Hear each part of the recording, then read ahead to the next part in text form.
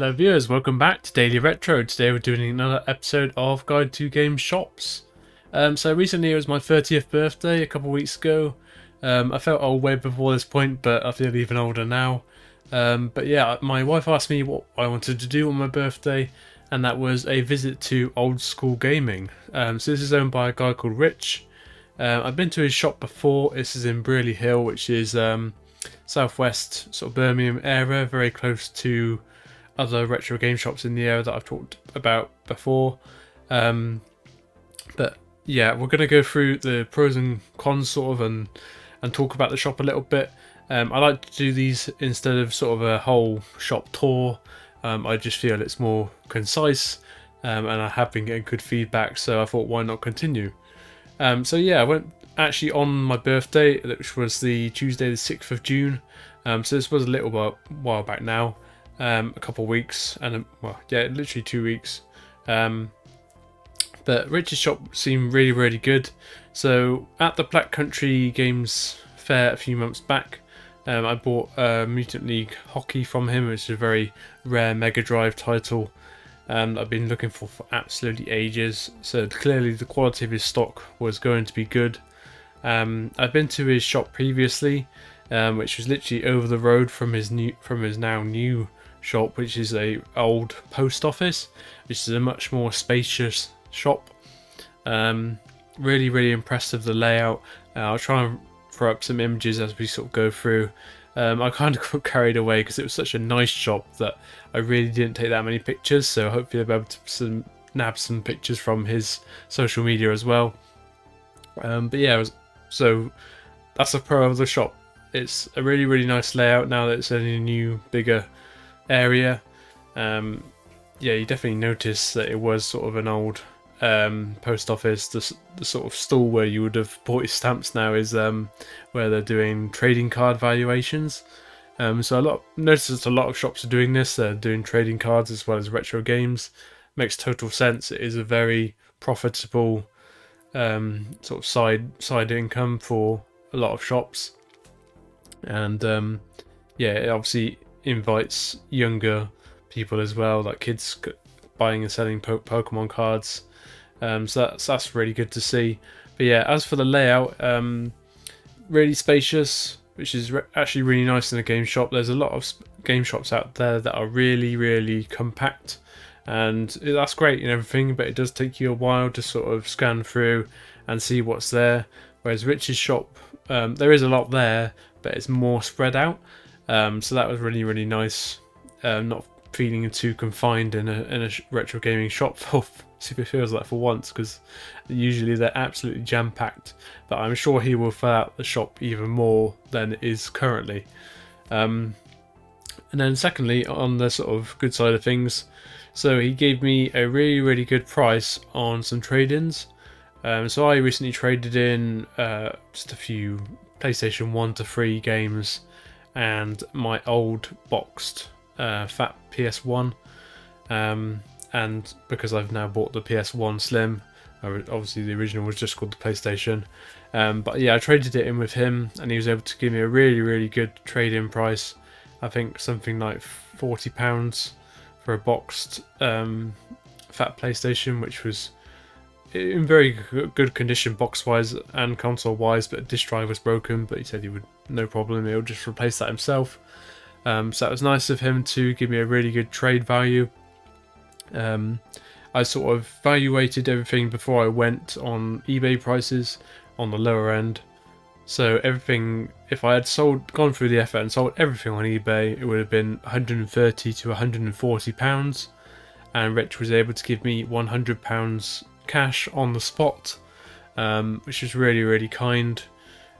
He did obviously do a quick valuation whilst I was browsing the shop, but he definitely sort of did it first thing. He doesn't just sort of do like, I'll do that later sort of thing. So he's very much on it, which is really nice to see. And yeah, I was really impressed on that side of things.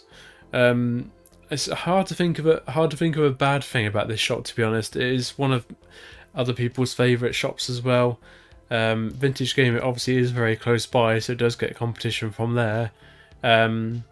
The only bad thing I can potentially say is location. It's just a very strange location, let's say, to have a retro game shop. But because yeah, it's in not the nicest area, let's say.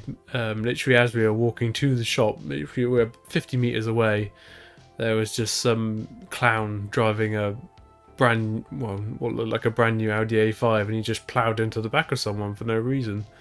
Yeah, back of a van. The van was virtually unscathed, and the Audi was totaled. It was just like, and the guy just got out and started smoking a cigarette. And I was like, okay, it's yeah.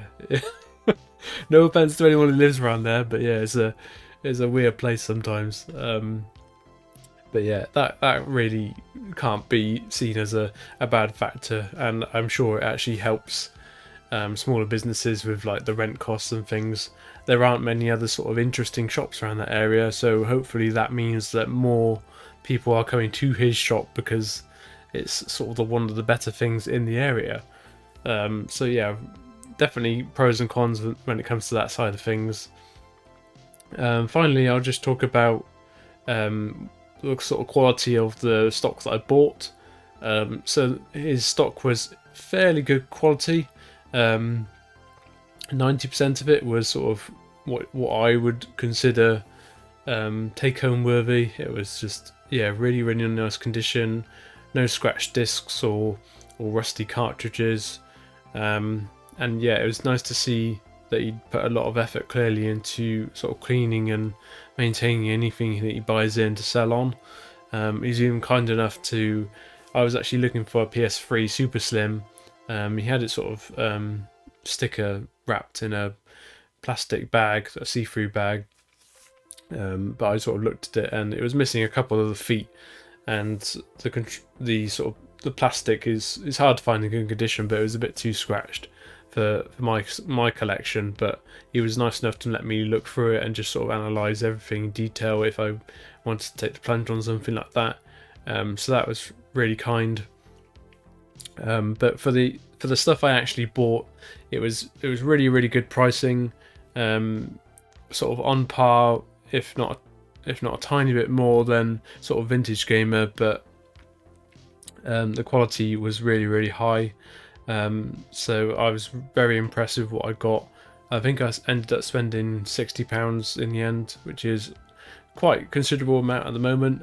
I know I got £100 for the trade-in stuff, but for me to spend £60 in a retro game shop at the moment is kind of rare, because I've got less time for gaming at the moment, and I've got a list obviously to build my collection up, but it's not absolutely massive.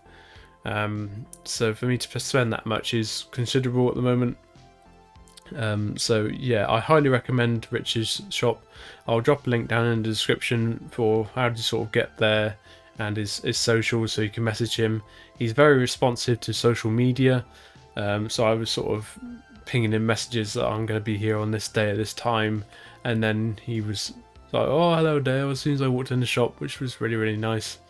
And there are other bigger channels that have obviously done proper scan the shelf tours of the shop, so go check those out as well if you're interested in visiting for the first time.